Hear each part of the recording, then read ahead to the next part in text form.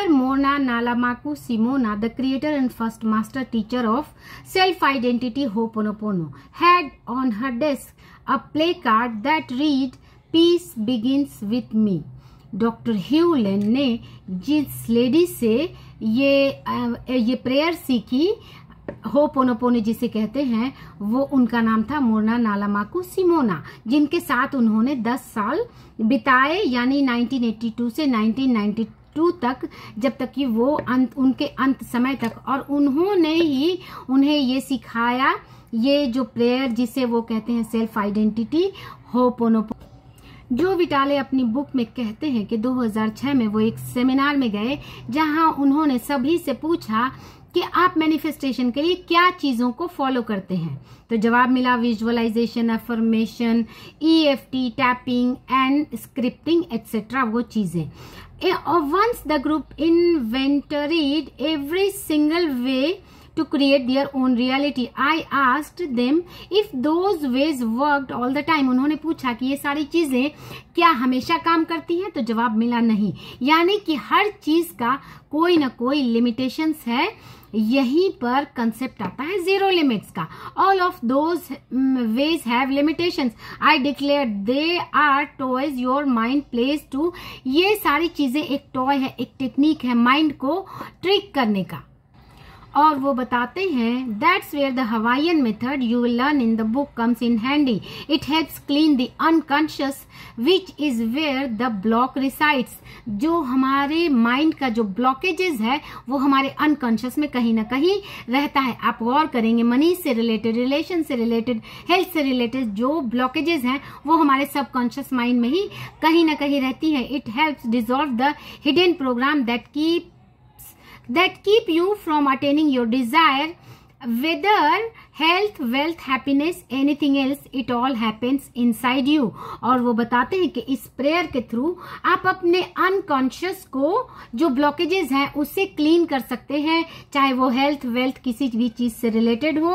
और तब वो दरवाजा खुलता है जो कि हेल्थ, वेल्थ, रिलेशनशिप यानी मैनिफेस्टेशन का दरवाजा खुलता है, जब वो ब्लॉकेजेस डिसॉल्व कर देती हैं। There's a unique from Thor. In short, zero limit is about returning to zero state। यही इस बुक का कॉन्सेप्ट है, जीरो लिमिट। यानी कि जब आप जीरो लिमिट में, जीरो स्टेट में आना पड़ेगा आपको किसी भी चीज को मैनिफेस्ट करने के लिए। Where nothing exist but anything is possible. हमारी मैनिफेस्टेशन क्यों नहीं होती है? क्योंकि हम पहले के जो प्रोग्रामिंग लिए हुए हैं, चाहे वो हेल्थ से रिलेटेड हो, मनी से रिलेटेड हो, रिलेशन से रिलेटेड हो, अगर रिलेशनशिप में है तो जो खटास है वो जब तक निकलेगा नहीं तब तक रिलेशनशिप अच्छा नहीं होगा। हेल्थ की बातें करें तो जो माइंड की प्रोग्रामिंग है नेगेटिविटी की, उसे जब तक हम निकालेंगे नहीं तब तक अच्छी हेल्थ नहीं आएगी। मनी से रिलेटेड जितने भी ब्लॉकेजेस हैं वो जब तक हम नहीं निकालेंगे, कि चाहे कुछ भी हो, हमें वैलिड डिग्री नहीं है, या फिर हम अप्रोच कहाँ करें, कैसे करें, हमारे पास पैसे नहीं है, सपोर्ट नहीं है, ये सारी चीजों को जब तक आप निकाल के खुद को जीरो स्टेट में नहीं लाएंगे तब तक मैनिफेस्टेशन नहीं होगा। Where nothing exist but anything is possible. यानी कि मैनिफेस्टेशन के लिए हमें सबसे पहले नथिंगनेस के स्टेट में आना होगा। यही कंसेप्ट है जीरो लिमिट्स का। In the zero state there are no thoughts, words, deeds, memories, programs, beliefs and anything else, just nothing. तो हम नथिंग में आ ही नहीं पाते हैं, यही वजह है कि मैनिफेस्टेशन नहीं होता है। और नथिंगनेस के यानी जीरो स्टेट में आने के लिए नो थॉट्स, यही सबसे ज्यादा इसी पे काम करना है। वर्ड्स यानी पास्ट के नेगेटिव वर्ड्स, डीड्स यानी actions, memories and programs and beliefs and anything else, जो कि पहले से हमारे माइंड में छपे हुए हैं, उसे रिमूव करना, जिसे हम हीलिंग कहते हैं। और इसीलिए ये जो होपोनोपोनो है ये एक हीलिंग प्रेयर है। हीलिंग मतलब जो आपके माइंड में जो टॉक्सिक थॉट्स हैं, चाहे जो कुछ भी हो। बहुत छोटा सा एग्जाम्पल मैं आपसे देती हूँ जो आपको समझने में हेल्प करेगा जीरो स्टेट में कैसे आया जाता है। वाइफ हस्बैंड में छोटी छोटी बातों पर नोकझोंक होना बहुत आम बात है। मेरे हस्बैंड ने कुछ ऐसा बोल दिया आउट ऑफ एंगर कि मुझे थोड़ा सा बुरा लगा।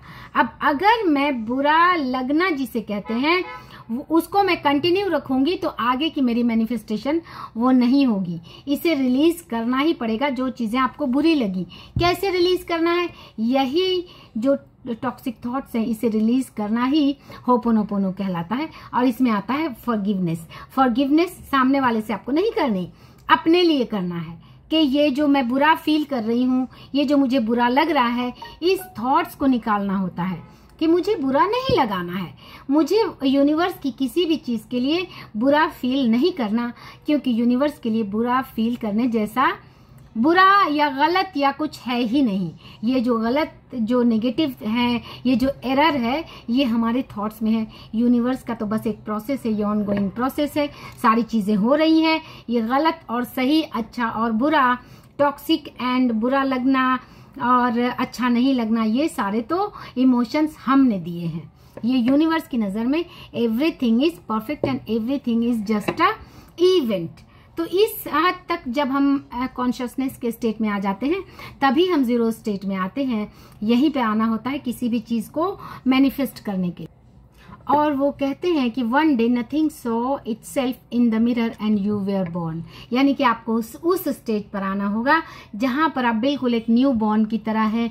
जैसे कि कोई रिलीजियस प्लेस पे जाते हैं तो ये इस भावना के साथ जाते हैं कि वहां से हम आएंगे तो एक बिल्कुल न्यू बॉर्न की तरह, जो लोग हज करने जाते हैं, जो लोग मक्का जाते हैं या कोई रिलीजियस प्लेस पे जाते हैं, तो इस भावना के साथ जाते हैं कि जब हम वहां से वापस आएंगे तो बिल्कुल एक न्यू बॉर्न की तरह होते हैं। हमारे सारे पाप धुल चुके होते हैं, हमने सारी लोगों से या अपने आप से माफी मांग चुकी होती है, तो हम बिल्कुल ही एक न्यू बॉर्न स्टेट में आते हैं। एंड तब होता है मैनिफेस्टेशन का, जिसे कहते हैं डोर खुलता है। तो आपको उस स्टेज तक आना होगा जो कि एक न्यू बॉर्न का डोर होता है। न्यू बॉर्न यानी कि नया, और न्यू बॉर्न का मतलब एनीथिंग कैन बी क्रिएटेड, यानी क्रिएशन का जो डोर होता है वो हीलिंग से ही खुलता है। तो ये इस बुक का सार है। आगे में जैसे जैसे कॉन्सेप्ट मुझे समझ आते जाएंगे वो मैं अपलोड करते जाऊंगी। नेक्स्ट वीडियो आएगी मेरी इनर फैमिली पर, जो कि बहुत अच्छा कॉन्सेप्ट है। So stay tuned.